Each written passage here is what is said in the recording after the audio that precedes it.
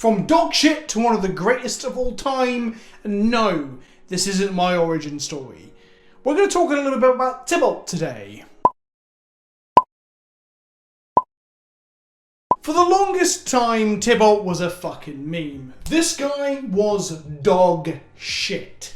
Like, the worst. Literally the worst. He had a bit of a rep. People liked him. People wanted better Tibalts. When the War of the Spark Tibalt came around, and he's actually part of like RDW, people were hyped. But now, the new 7-mana Tibalt from Kaldheim. The new 7-mana Tibalt from Kaldheim might be the greatest planeswalker of all time. Perhaps only second to Oko, because Oko was just that fucking absurd. Now, some of you are probably watching this thinking that the whole WotC Tibalt thing was a mistake, but I'm here to say no, this card is not a mistake.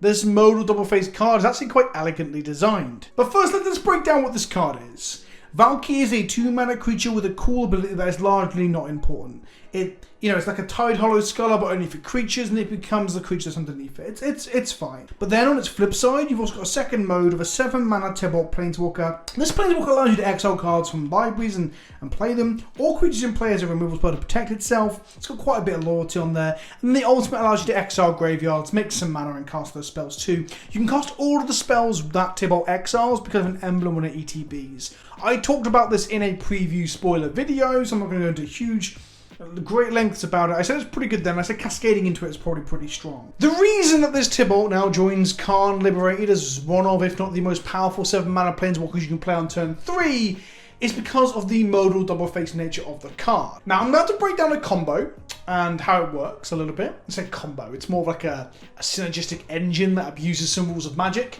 And by the time this video goes out, it's like 2:30 in England right now, 2:30 PM.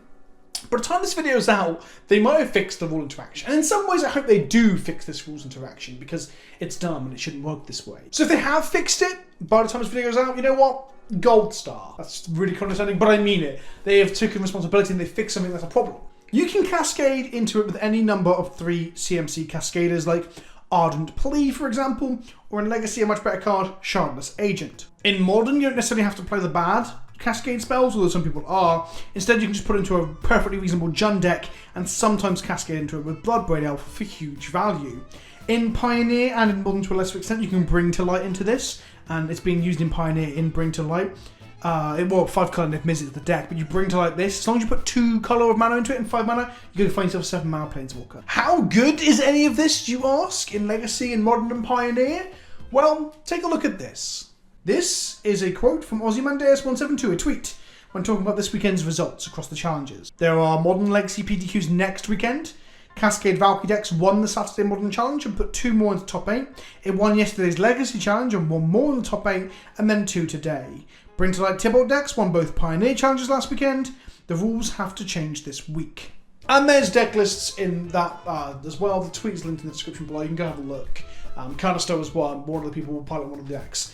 And what they mean about the rules have to change this week is, well, with the PTQs coming up next weekend, it's quite clear that these decks might just be a little bit too good and they might be the top of the pack in 2 to 3 formats.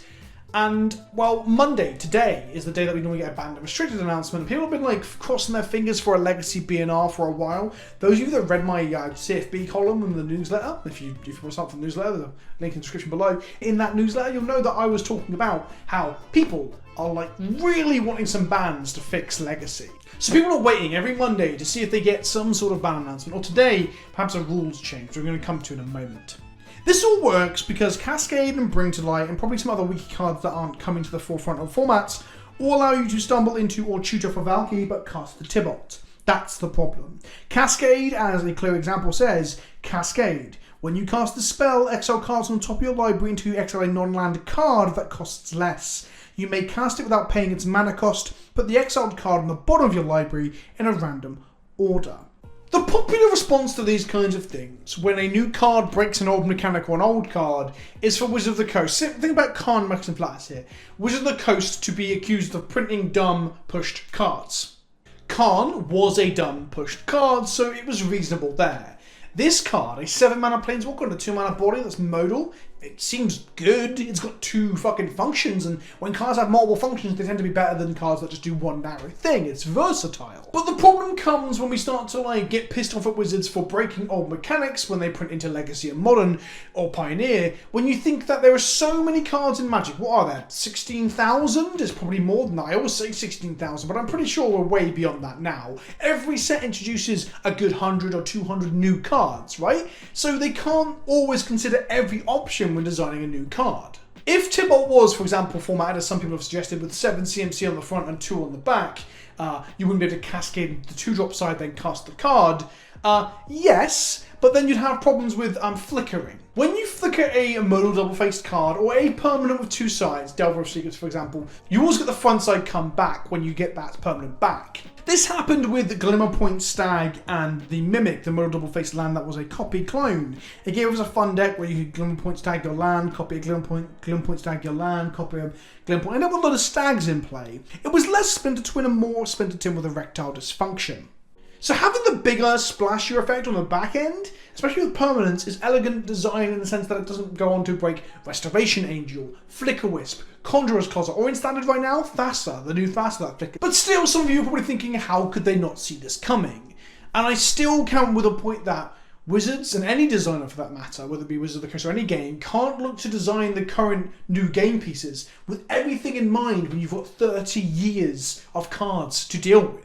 Things will break, and things will do dumb, weird interactions that weren't intended. And that's cool. Like, this is cool. Like, it's cool to unlock these weird decks and these weird ideas. It's part of what made me want to make content in the first place, was brewing and fucking around with older cards. But they have fixed some of this stuff in the past. When Brain in a Jar came around, was Brain in a Jar, right? Not Jar of Eyeballs. It's easy to get these 2 cards mixed up. It's just bits of bodies in jars. When Brain in a Jar came around, they fixed the rules around split cards, so you couldn't use it to cast the instant side of one, but then cast the sorcery, or whatever the change was. They have done these changes before, and they need to make one for Cascade. So shout out to Megaturf here for explaining this to me in the Splicer call this weekend with some of my higher tier patrons. They were explaining that the fact that the card says, well, in the case of Cascade, it says card, not spell, is the important bit. When the thing you're cascading into is checked, it's checking a card. A card is only ever its front side anywhere other than the stack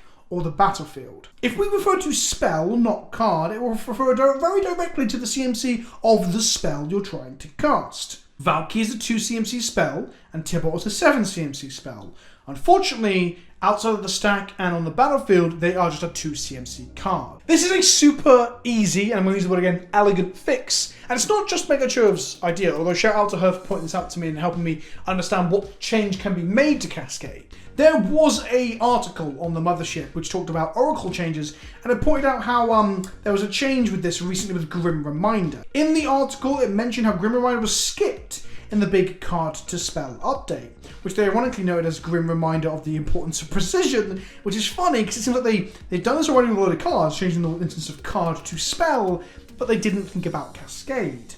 And that's the thing, it would be intuitive, right? You cascade into a lower CMC spell. It's not actually intuitive, it's not actually like the simplest, straightforward thing that you can cascade into a 2 CMC thing and then cast the backside. It does make sense when you understand the rules and what's being referred to by card and spell and all this shit. But intuitively, a 3 CMC thing cascades down to a 2 or 1 CMC thing. Cascade is to fall downwards. You don't tend to cascade up a waterfall unless you're a fucking salmon. What I'm saying with this whole video, and the reason that I'm still putting out in spite of the fact that the rule change could be happening literally in an article right now as I record this, is that we're so quick to criticise the design teams at Wizards of the Coast. And I say this a lot, but it is such a hard job to design a card game with so many moving parts and so much history and so much fandom and service. Like, how the fuck do you do that? It must be one of the hardest jobs in the world. So people are super critical of this shit, and they'll be like, how? How did they let us get past design? Well, they're not designing for Modern and Legacy anyway in theory, right? I do think they should test a little bit for those formats, but I think it's okay if they randomly break an old mechanic, because, well, that's the thing, that mechanic can't hold back the progress of Magic. What do we want them to do? To play safe all the fucking times? They don't accidentally break Cascade, or Dredge, or Lion's Eye Diamond, or Mox Tantalite in the future, or whatever it is that gets broken in the future. I think in many ways, banning the old problematic cards, to open up future designs, which is what they did with Birthing Pod. The argument of Birthing Pod was, A, it was just a pretty fucking good deck, right? But B, was that it made the design space for future creatures difficult because every ETB they print makes Birthing Pod better. Banning out older cards makes sense, but if we can avoid just all the fucking bans all the time and make a simple errata, and I understand that this would be errata in cards, this would be the digital errata conversation again, which I've had in the past. But they aren't changing the CMC of a planeswalker or whatever. They aren't functionally changing the creature type, which they've done many a time before with Gatherer, on the card. So when you look at it, it's not what it says on the tin, right? RTFC, read the fucking card. Sometimes if they errata stuff, you can't just read the fucking card. But it's not a CMC, it's not a power and toughness, it's not even a creature type. It's just changing the instance of the word card to spell, which when you're just like a casual player, doesn't really fucking matter. It only matters to the enfranchised nerds like you and I. What I'm saying is we should be vocally less shitty about Wizards making cards that break older stuff, and we should be vocally shitty or critical when things are evidently things that shouldn't be happening. Oko, Uro, and to a lesser extent Omnath. Those things I think deserve ire, and by ire I mean valid criticism levelled at the power creep of the game.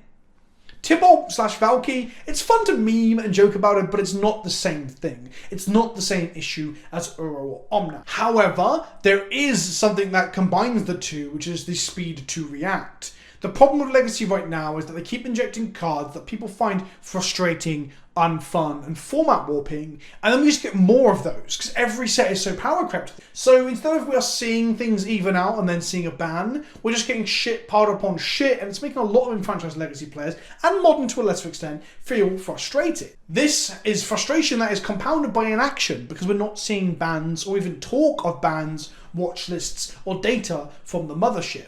So if we see this with Valky/Tibalt as well, where they wait a whole week to fix this, when it's evident it shouldn't be working the way it currently is, that's kind of neglectful. But that said, I can see them giving it a week to iron out and see if this is a flash in the pan, or there's a load of people playing it that's causing it to get these results. I do like the idea of not panicking to errata or ban shit, because we have a lot of that as well. I think we have a lot of knee-jerk reaction to the vocal people in the community on Twitter and on Reddit and in Facebook groups and making content. Either way, it needs to be fixed if it is the problem that it appears to be. So we hopefully see it today, or we see it a week from now, and then we can move on. But I don't think you should be banging the drum of Tibalt being a design mistake. I think, if anything, Cascade and Dredge and Storm have mistakes in them. No, they're not wholesale mistakes, but the way they were worded may have made future design space more narrow. But how could they see into the future to know they're going to print double-faced modal cards? They couldn't. They probably can't see into the future to know they're going to print cards that go in a special deck that you summon by combining two cards together, like in Yu-Gi-Oh! Because that's probably going to come to Magic at some point in the future. I mean, Companion wasn't far off, right? So, happy Monday. Let's see what the BNR announcements are today. Let's see if we get a Mothership article errating how Cascade and other cards bring to light. The big card to spell update, perhaps. Or maybe we're going to see this for a week, or 2 weeks, or 3 weeks. What an exciting time to be alive. I can't go outside my house because the country's in lockdown. And every set, we have shit tons of bans. What's the first card to get banned from Kaldheim, do you think? Do you think they'll just ban Valky? I think that'd be dumb. Don't do that. It's also fun that Tibalt's trickery was the hot shit, and then Big Tibalt's hold my beer. I want to fuck up multiple formats. I've been Vince, also PleasantKenobi with Vince. Let me know what you think in the comment section down below. If you enjoyed the video, hit the like button, don't forget to subscribe, and I'll see you all soon for another video tomorrow. Ta-ta for now.